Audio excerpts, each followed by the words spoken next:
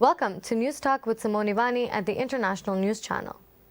For the third time in less than a month, a First Nations community in Canada uncovered evidence of hundreds of unmarked graves near a formal residential school site for Indigenous children. The three discoveries in British Columbia and Saskatchewan of 182, 215, and 751 graves respectively have left the country reeling, in shock, but not in surprise. In Canada, the Indian residential school system was a mandatory boarding school created for Indigenous people with its main objective to colonize these individuals to the dominant white settler Canadian culture and society. They were funded by the Canadian government and run by Canadian churches. Data says about 150,000 Indigenous children were sent to these schools, often forcibly, where they were banned from speaking their languages and practicing their cultural traditions. Moreover, physical and sexual abuse were common occurrences. These schools hold a piece of the dark and tragic experiences the Indigenous communities have gone through in Canadian history. Today, we are joined by Member of Provincial Parliament Faisal Hassan to discuss these unmarked graves and what significance they hold. Thank you for meeting me today. Thank you, Simoni Vani, for having me again. Thank you very much for inviting me. To begin with, what should the public know about these residential schools?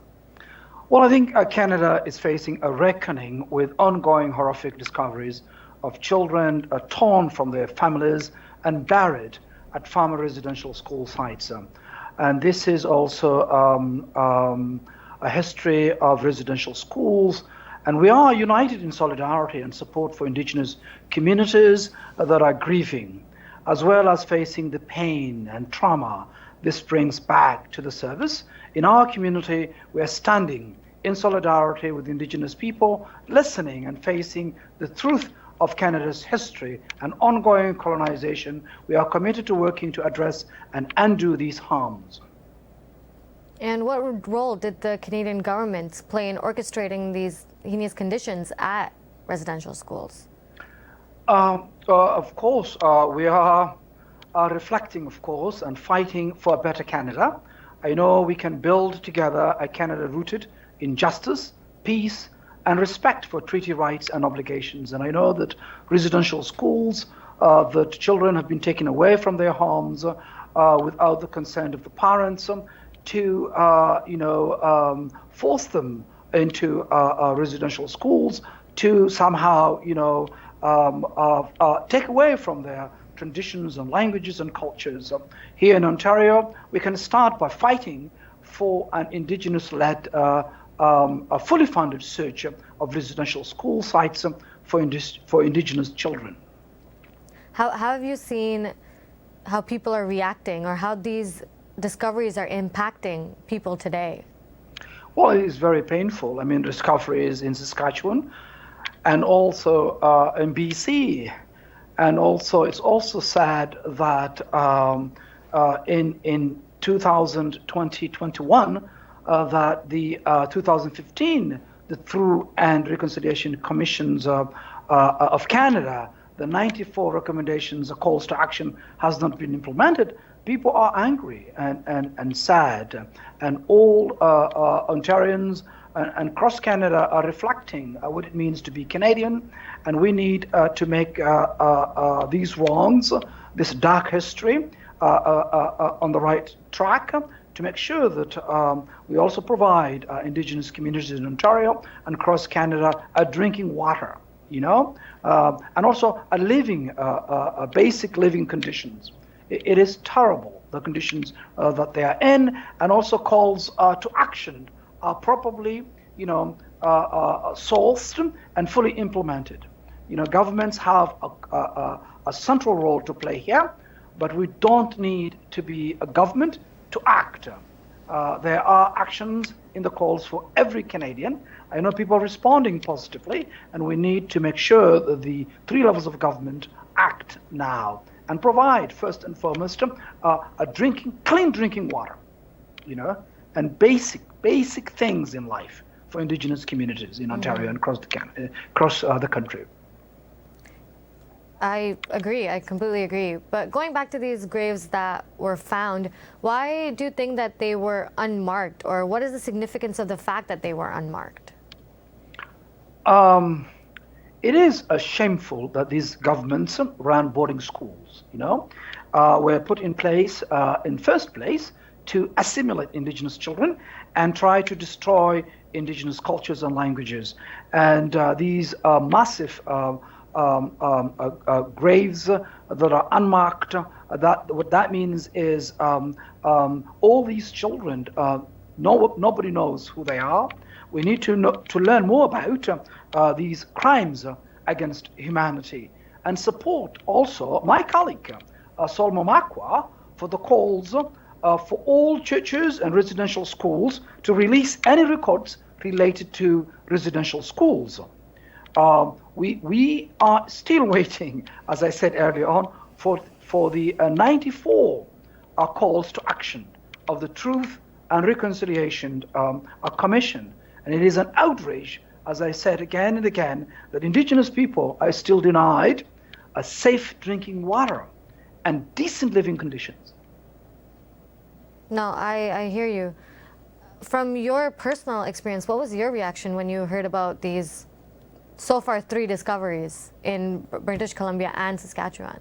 Well, that means there are more graves. Many, we need to immediately do my colleagues Solmo Marcos calls to investigate and open the books of the churches and make sure there are more, and this is also really disturbing and very sad. But we can do better. Now it's the time for action. To listen also the indigenous communities and indigenous-led solutions, and also nation-to-nation dialogue must start, and we need to implement immediately those recommendations of 94 Truth and Reconciliation Commission, which has not been implemented since 2015. It's a shame that many members of the indigenous communities do not have a safe drinking water in a decent living conditions in Ontario in 2021. It's unacceptable. It's unacceptable, absolutely.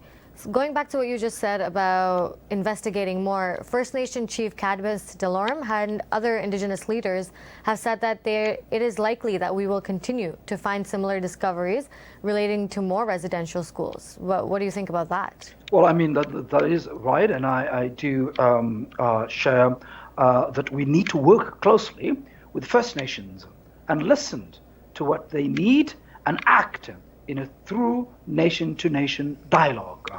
Ontario has in its power the ability to act on this, and they have chosen empty words over concrete actions. We need to act now and listen to chiefs and the members of the Indigenous community in Ontario and across the country. With these recent discoveries, so calls to remove statues, monuments, and to rename buildings in honor of the Canadians who took part in creating and maintaining these schools have been renewed.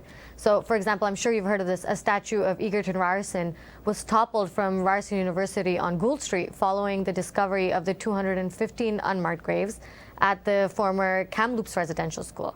So what are your thoughts on this? Should these monuments and statues be removed? Should names be changed? Well, I think that's a debate that we need to have together, and I think this is also a painful history that the Indigenous communities are going through, and we have to welcome and listen, as I said, to a nation dialogue, and also to make sure that we as a society need to treat Indigenous peoples with dignity and respect and make amends of the horrific wrongs of our past.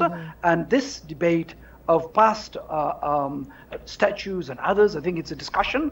We should also listen how they feel about it, and we can act upon with discussion and also input of the community. And speaking of supporting these communities, what is your political party doing? Well, we have also called exactly what I've just said. We are doing, as you know, Solmo Makwa is a member, the only member in the legislature who is Indigenous from the North, who have basically have been speaking openly, and I support stand solidarity with his ideas and inputs. He's a member of our caucus. My leader have also called for immediate implementation of 94 Reconciliation Commission's recommendations, and also we have to also tackle immediately the problems of a clean drinking water, which is prevalent in the Indigenous communities. Also, basic decent living conditions. So we can start with that, and also we also called for indigenous-led solutions, and to also work with and listen and be really, this is the time for concrete action and calls to action for the 94 Reconciliation Commission. Also calls to action are properly also resourced and fully implemented.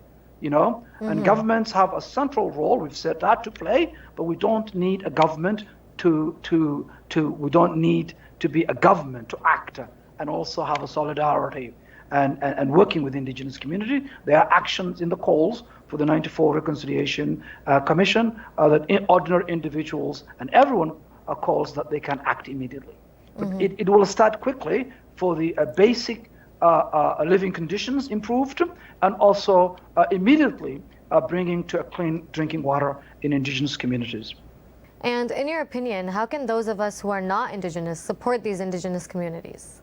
Absolutely. First and foremost is listened,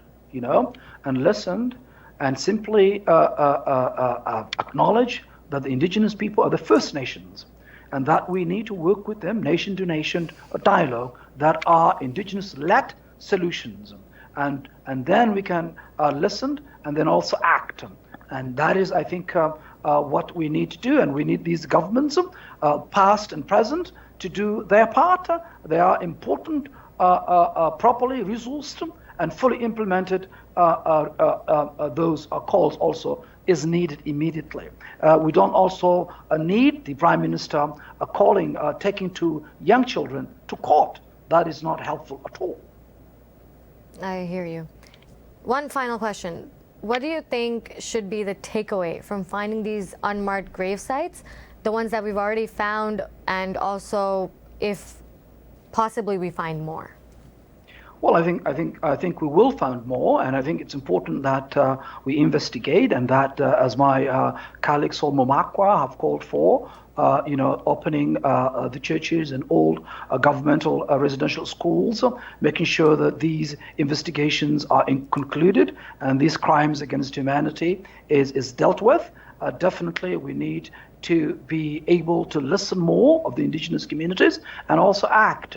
And it is now tells us that we need more than ever to actually implement what the indigenous communities have been calling for, and indigenous-led solutions and nation-to-nation dialogue. I hear you. Thank you for joining me today. Thank you for answering my questions. Thank you, Simone, for having me. Thank you. You're watching the international news channel on TAG TV. Don't forget to like, subscribe, and turn on the bell notifications to stay up to date on our latest videos. Until next time, I am Simoni Vani.